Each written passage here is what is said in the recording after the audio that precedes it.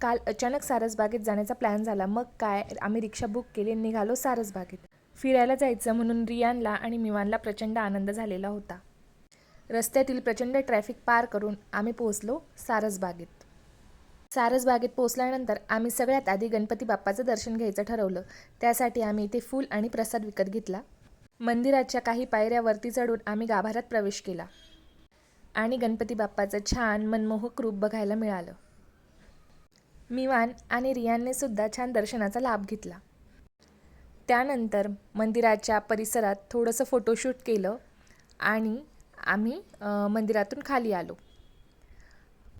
मंदिराचं थोडं काम चालू असल्याने तळ्यामध्ये मासेही नव्हते आणि फाउंटनसुद्धा बंद होतं. इथे रिया मिवाचा फोटोशूट करून आम्ही सारसबागेतल्या भेळेचा आनंद घेतला. त्यानंतर मिवान आणि रियाने छोटीशी राईड एन्जॉय केली.